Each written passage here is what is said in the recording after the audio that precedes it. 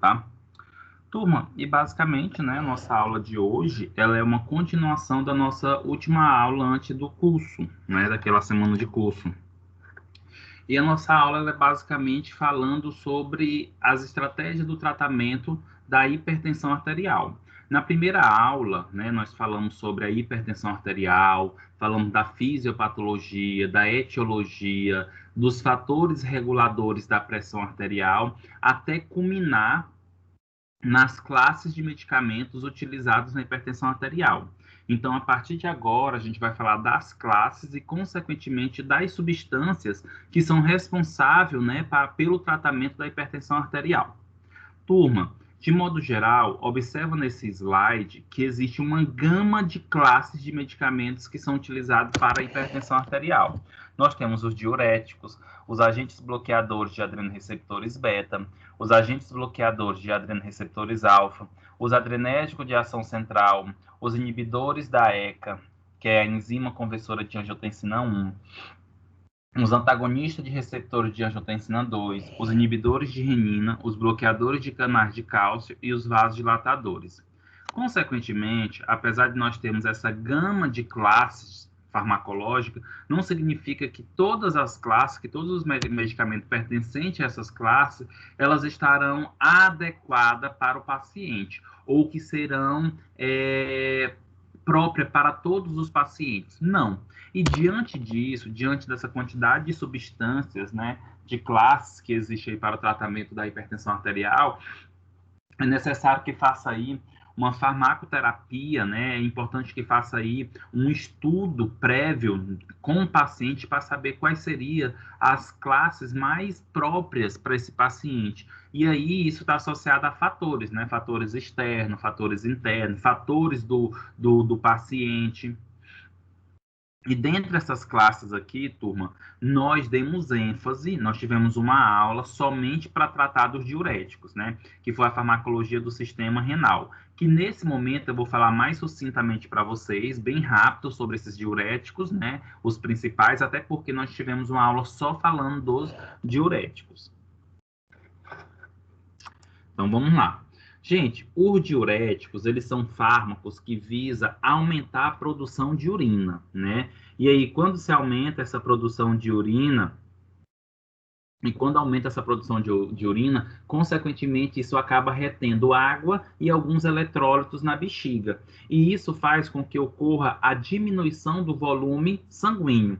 Uma vez que ocorre a diminuição do volume sanguíneo, aquela relação da pressão arterial, que é igual ao débito cardíaco e a resistência vascular periférica, acaba favorecendo o quê? Uma diminuição do débito e uma diminuição da resistência vascular periférica, o que diminui a pressão arterial.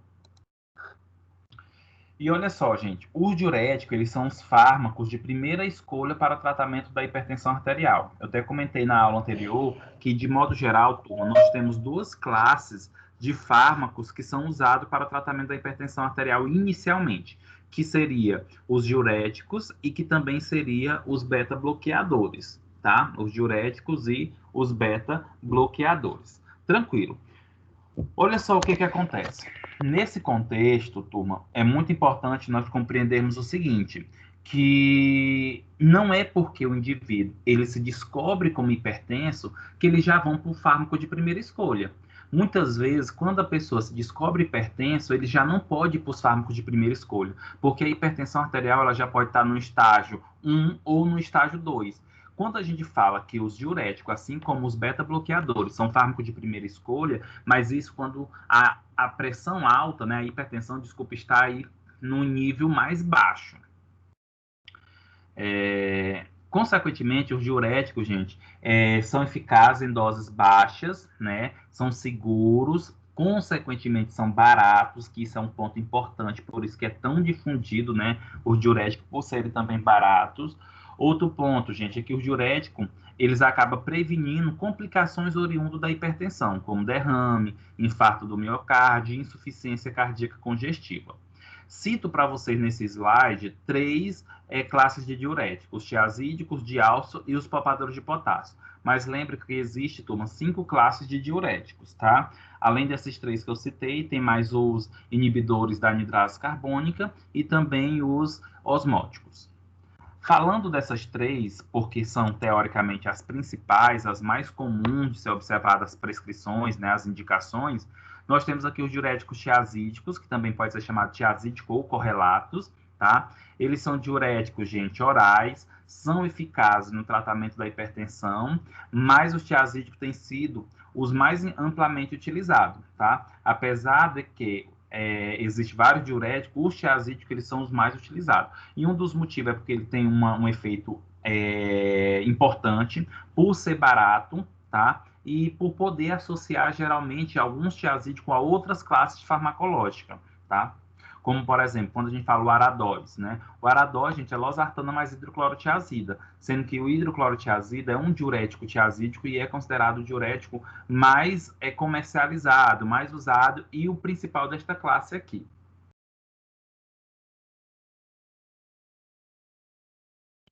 E aí, dentro do diurético tiazida, além da hidroclorotiazida, nós temos também, gente, a clorotiazida, tá?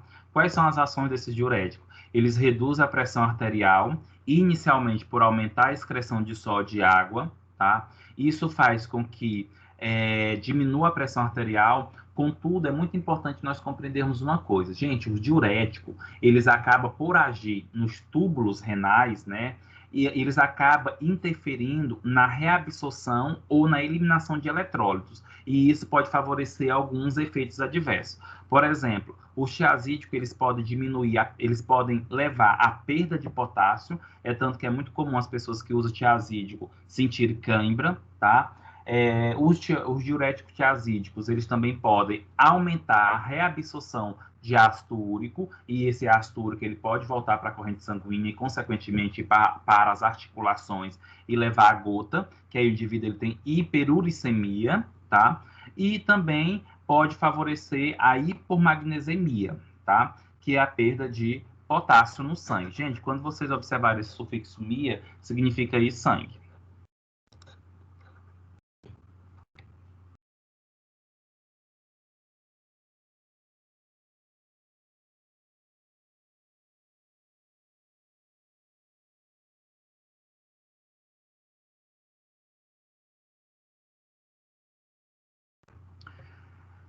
Outra classe de diuréticos, gente, são chamados diuréticos de alça. Esse nome ele recebe porque age na alça de Henle. Também pode ser chamado de diurético potente, porque dentre as classes de diurético, esses diuréticos de alça, eles são considerados os mais potentes, porque eles conseguem levar uma mobilização de eletrólitos de água em maior quantidade. Então, acaba aumentando mais ainda o volume urinário. Dentre, né, esses diuréticos, nós podemos destacar aqui a furosemida, que é o famoso Lasix, tá? E o ácido etaclínico. Gente, os diuréticos de alça, eles atuam rapidamente, causando diminuição da resistência vascular renal e o aumento do fluxo sanguíneo renal. Lembrando que, quando se diminui a resistência vascular periférica ou resistência vascular renal, consequentemente, isso diminui a pressão arterial, tá? E outro ponto é porque aumenta o fluxo sanguíneo renal, e isso faz com que ocorra uma rapidez na filtração glomerular, retirando, por exemplo, sódio e cloreto do sangue e impedindo aí a reabsorção desses elementos. E, consequentemente, o aumento do volume de sanguíneo. Um dos pontos associados a esses diuréticos, gente, é porque eles podem aumentar o conteúdo de cálcio, tá? E quando aumenta o conteúdo de cálcio, tem que ter uma dosagem, um acompanhamento, visto que dependendo dos indivíduos, principalmente quem já tem predisposição, isso pode favorecer a formação de cálculo renal, como também de cálculo vesicular. O diurético poupador de potássio, pelo próprio nome, já nos sugere o que eles fazem, né? Diurético acaba aumentando o volume de urina e, consequentemente, o ato miccional. E poupador de potássio significa que esses diuréticos eles acabam não levando a uma perda de potássio por esse processo. Inclusive, turma, é comum, às vezes, associar, por exemplo, um diurético poupador de potássio com um tiazídico, para tentar minimizar esse efeito aí, a perda do potássio. Tá? Dentre essas classes aí, gente, dentre as substâncias mais importantes dessa classe, nós temos a espirulactona, que é muito usada aí por mulheres, tá? Principalmente aquelas que desejam diminuir a retenção de líquido associada à aldosterona. É tanto que esse fármaco, né, espirulactona, também é considerado um bloqueador da aldosterona, tá? Lembrando que a aldosterona, ela é uma substância, turma, que acaba favorecendo a reabsorção de sódio e água, e isso eleva a pressão arterial. Como eu falei para vocês, os diuréticos poupadores de potássio, pelo próprio nome, eles diminuem a perda de potássio, reduz essa perda. Pronto, falamos aí, né, dos diuréticos de modo geral. Só um momento, turma.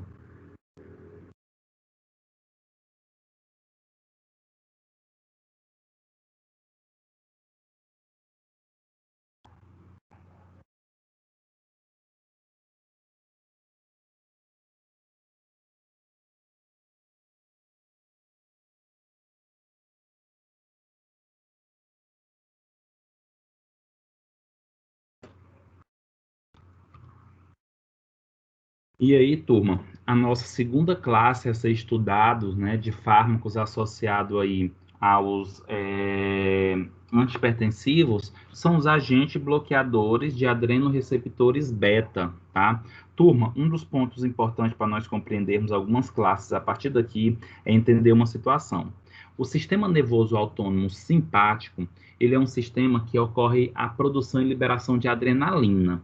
A adrenalina ela tem algumas funções importantes nessa elevação da pressão arterial. Por quê? Porque a adrenalina, quando ela se liga aos receptores beta no coração, ela acaba aumentando o débito cardíaco. E uma vez que ocorre o aumento do débito cardíaco, aumenta a pressão arterial.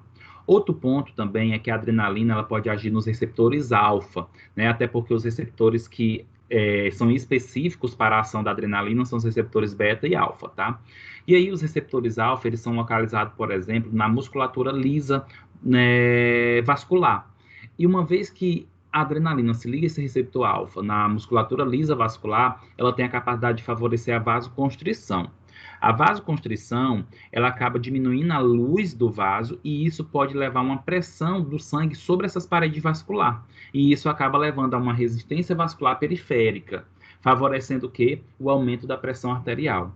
Então, a partir desse momento, esses fármacos, né, que agem nesses receptores, a função deles é bloquear os receptores para que a adrenalina não haja. Se a adrenalina não agir, consequentemente, ela não vai favorecer o aumento do débito cardíaco e nem o aumento da resistência vascular periférica e nem o aumento da pressão arterial.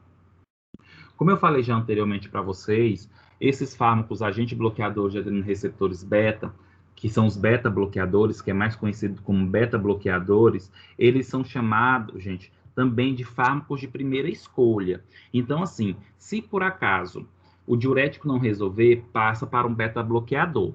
Se não resolver somente o beta-bloqueador, associa o diurético e o beta-bloqueador, como, por exemplo, o propanolol, tá?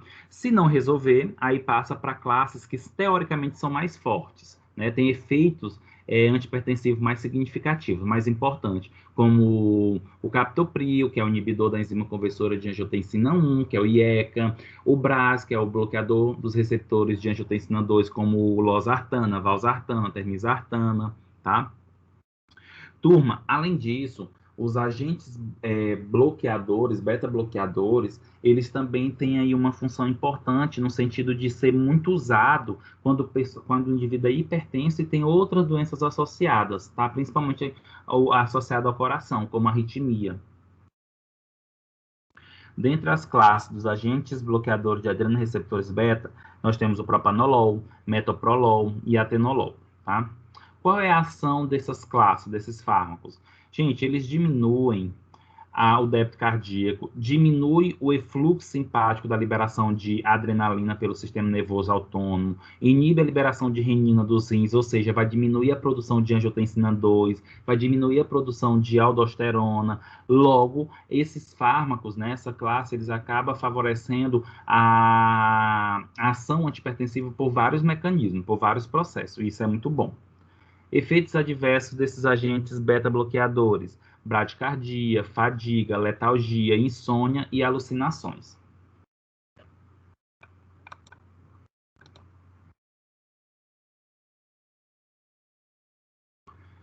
Falamos dos agentes bloqueadores de adrenoreceptores beta e agora a gente vai falar dos agentes bloqueadores de adrenoreceptores alfa. Lembrando, gente, que os receptores alfa eles são encontrados principalmente na musculatura lisa. Entre essas musculatura lisa, a musculatura lisa vascular. Representante dessa classe, nós temos a prazosina, a doxazosina e a terazosina, tá? O que que acontece? Esses fármacos, eles acabam produzindo um bloqueio competitivo com adrenoreceptores alfa, ou seja, se liga ao receptor alfa e impede a ação da adrenalina. Se diminui a ação da adrenalina sobre os receptores, isso vai diminuir a resistência vascular periférica, isso vai fazer com que ocorra um relaxamento do vaso, tá? E isso reduz a pressão arterial por relaxar os vasos, tanto das artérias quanto das veias, tá? Esses fármacos, gente, eles acabam levando a uma mudança mínima do débito cardíaco, do fluxo sanguíneo renal e velocidade de filtração glomerular, tá? Possivelmente vocês não ouviram, principalmente quem não trabalha na área, nunca ouviram falar desses fármacos. Por quê? Apesar de eu estar falando aqui para vocês da aplicação deles como fármacos antihipertensivos, eles não são os mais usados, os mais comuns. Geralmente eles são utilizados mais para problemas prostáticos, como a hiperplasia benigna prostática, tá? Para relaxar a próstata, para poder facilitar aí a micção do homem, tá? Por que não é utilizado tanto para pressão arterial? Porque tem outros melhores e com menos efeitos adversos. Turma, além desses, nós temos também os fármacos, tá? Só um momento, turma.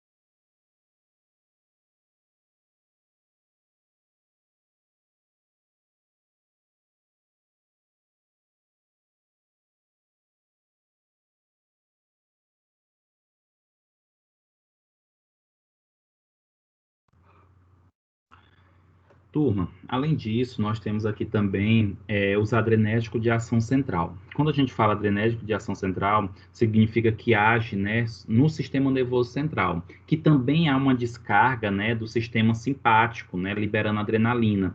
E aí isso acaba favorecendo o quê? Acaba favorecendo uma liberação dessa adrenalina e a ação dessa adrenalina sobre os receptores, o que pode favorecer o aumento da pressão, tá? Então, os adrenérgicos de ação central, eles reduzem a descarga simpática dos centros vasopressores no tronco encefálico, permitindo que este centro conserve ou até mesmo aumente a sensibilidade ao controle pelos barorreceptores, que são receptores responsáveis aí por regular a nossa pressão arterial momento a momento, tá? E os fármacos pertencentes a esta classe é a metildopa e a clonidina. Possivelmente vocês já ouviram falar desses medicamentos, mas não é muito comum a prescrição deles no dia a dia para as pessoas, exceto para mulheres gestantes. Metildopa é principalmente de escolha para mulheres que são hipertensas ou que têm pressão alta durante a gestação, tá?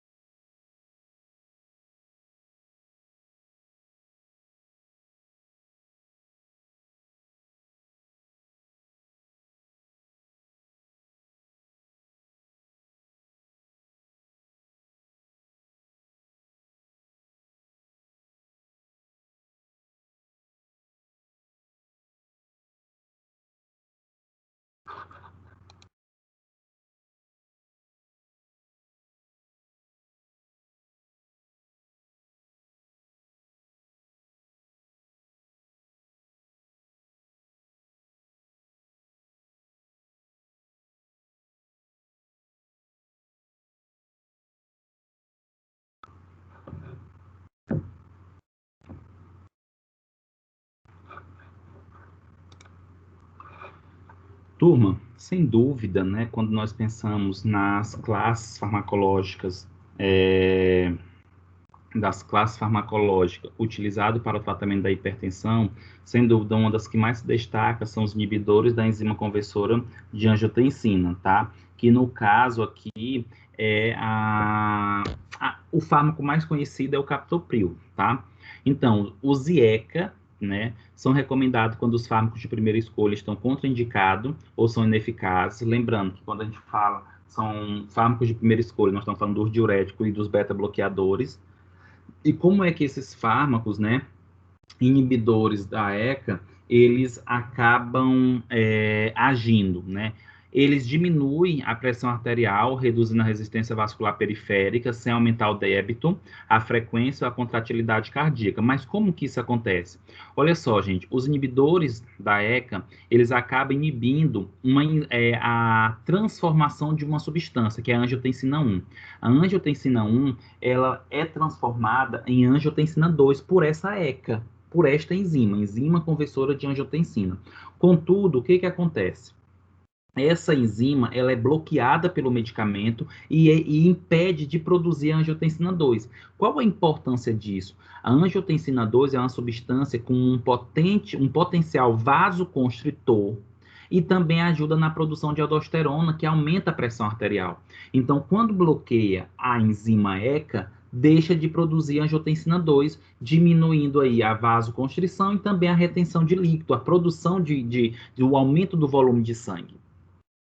Um dos efeitos adversos mais comuns dos inibidores da enzima conversora de angiotensina, gente, são a tosse seca, tá? Inclusive, é muito comum essa situação, tá, gente? É muito comum a tosse seca. É um dos efeitos clássicos, né? Quando chegar, por exemplo, algum paciente na farmácia, que diz que depois que começou a tomar o captopril ou os IECAs e está com tosse seca, é muito comum, tá? Isso é um efeito adverso e só tem uma maneira de parar esse efeito adverso, mudando de medicamento, de classe, tá? Não adianta dar antitussígeno, não. Além dos inibidores da ECA, além desse efeito adverso, tem também exantema, febre, alterações do paladar, hipotensão e hiperpotassemia. Inclusive, turma, algo interessante é associar, por exemplo, um inibidor da ECA com um diurético tiazídico. Lembra que o diurético tiazídico, ele diminui a quantidade de potássio, ele faz com que ocorra a perda de potássio. Já o IECA, ele aumenta o potássio, então isso acaba equilibrando aí esse efeito adverso.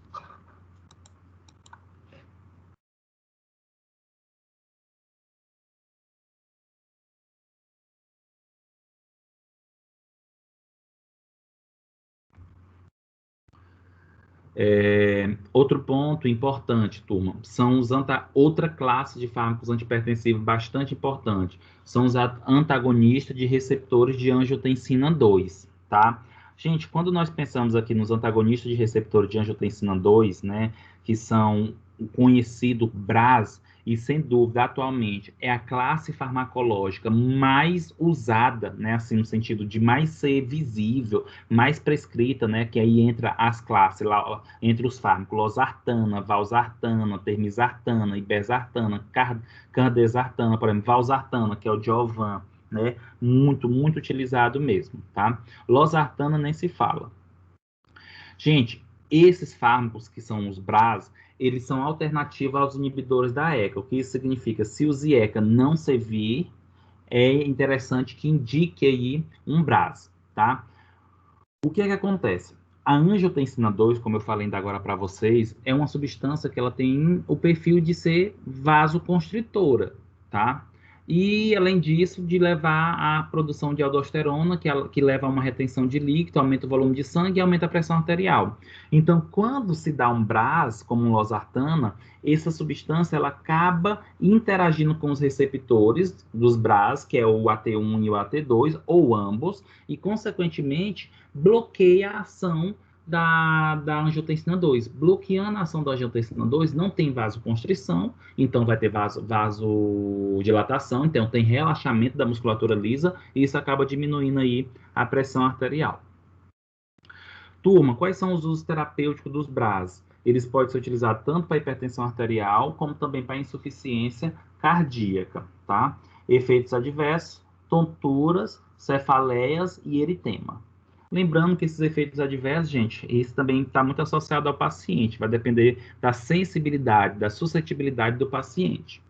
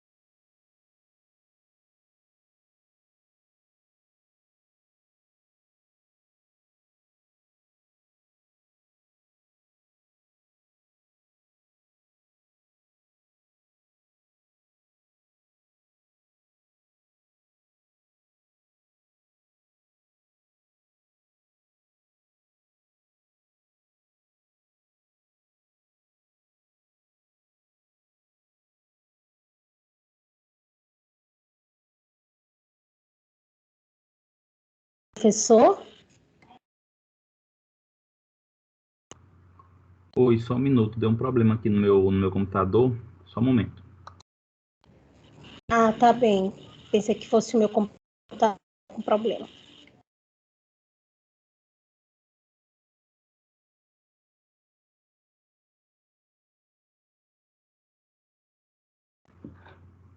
Pronto. Então, turma, outra classe de fármacos antihipertensivos que nós podemos citar e que não é muito utilizado, tá? Que não é comum a indicação desta classe, são os inibidores de renina, tá? Como o alisquireno. Possivelmente vocês não ouviram ainda falar dessa substância. Por quê? Porque não é as mais comuns de se utilizar, tá? Então, nós temos aqui os inibidores da renina.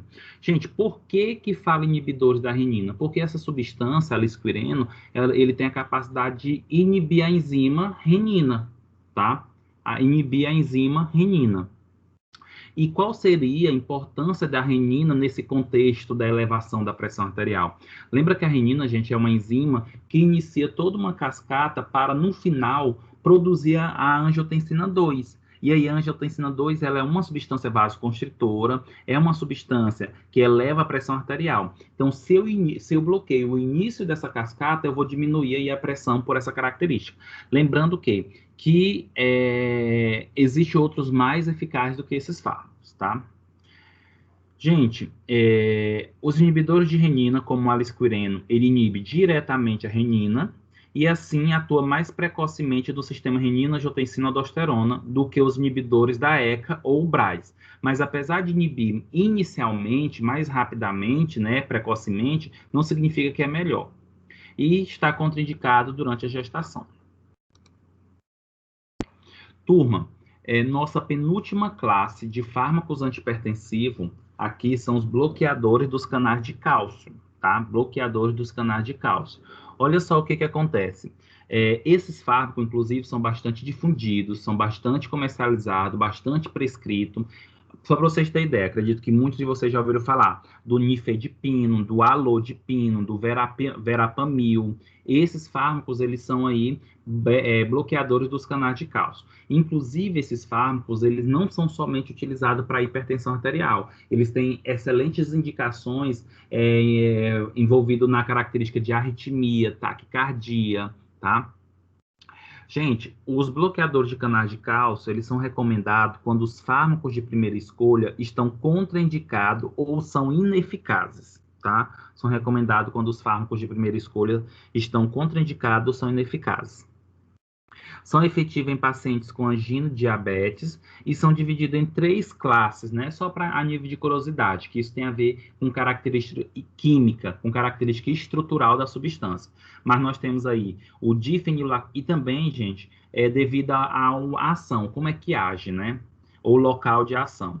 Nós temos aqui, por exemplo, as difenilalquilaminas, que entra dentro dessa classe o fármaco verapamil, a benzotiazepina, que entra o diltiazem, e as dihidropiridinas, que entra os mais conhecidos, nifedipina, alodipino, felodipino, radipino, nicardipino e nizodipino, tá?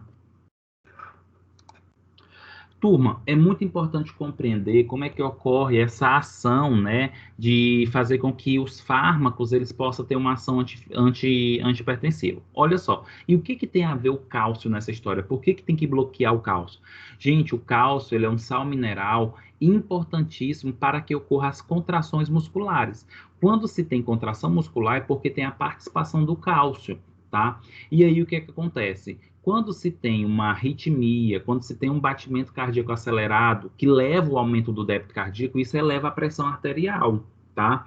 E um dos fatores que está associado é o aumento aí desse batimento cardíaco em si, tá bom? Então, basta bloquear aí os canais de cálcio, lembrando que não se bloqueia todos os canais de cálcio, porque senão o coração não bateria, tá? Isso aí bloqueia-se alguns canais de cálcio. Olha só, ação.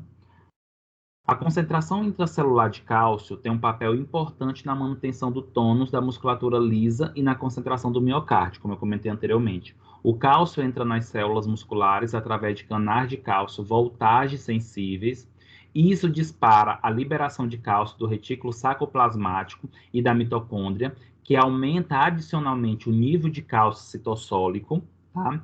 E os antagonistas de cálcio, como o nifedipino, eles bloqueiam a entrada de cálcio no coração e no músculo liso, impedindo assim essa contração e se impede a contração, impede a vasoconstrição e o aumento do débito cardíaco. E ambos, sendo impedidos, diminui a pressão arterial. Contudo, turma, é muito importante compreender que esses fármacos, né, os bloqueadores de canais de cálcio, por diminuir as contrações, tanto do músculo liso vascular, porque leva um relaxamento, como do coração, pode levar a vários efeitos adversos, como, por exemplo, bem comum a constipação, porque diminui a entrada de cálcio no tecido muscular e diminui os movimentos peristálticos, a contração muscular.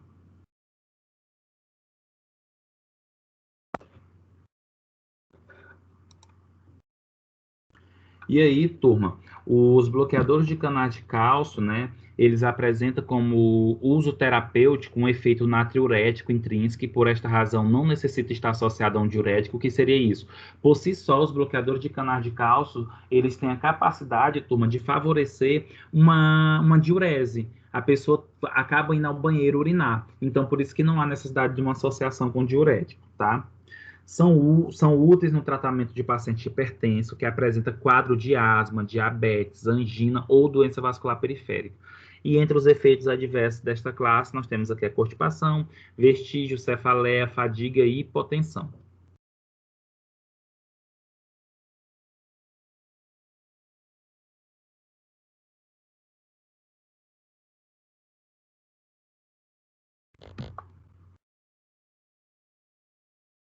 E a nossa última classe, né, a nossa última classe, que é responsável aí para efeitos antihipertensivos, nós temos os vasodilatadores, tá? Gente, o próprio nome está dizendo, vasodilatadores, são substâncias que vão agir diretamente no vaso sanguíneo para ocorrer um relaxamento desse vaso sanguíneo. Geralmente, eles são usados a nível extremo, de urgência mesmo, tá? Então, os vasodilatadores, eles produzem relaxamento do músculo liso vascular, o que diminui a resistência e, dessa forma, a pressão arterial. Contudo, esses fármacos produzem estimulação reflexa do coração, resultando em um aumento da contratilidade miocárdica, da frequência cardíaca e do consumo de oxigênio. Eles aumentam a concentração plasmática da renina, ou seja, esses vasodilatadores, eles são utilizados, turma, em crise, para tentar controlar rapidamente até o medicamento ou outras classes fazer efeito. Até porque, como ocorre uma vasodilatação intensa, seja das artérias como das veias, isso acaba depois aumentando a pressão por rebote. E aí nós temos os vasodilatadores classificados em duas situações. Os que agem diretamente nas artérias e aqueles que podem agir tanto nas artérias como nas veias. Os vasodilatadores que agem nas artérias, nós destacamos aqui a hidralazina, que é muito comum, viu, gente, esse fármaco aqui no hospital. O minoxidil, que também tem outras aplicações, como mais conhecido aí para o crescimento do cabelo, e o diazóxito. E os vasodilatadores arteriais venosos, nós temos aqui o nitroprosiato de sódio, tá?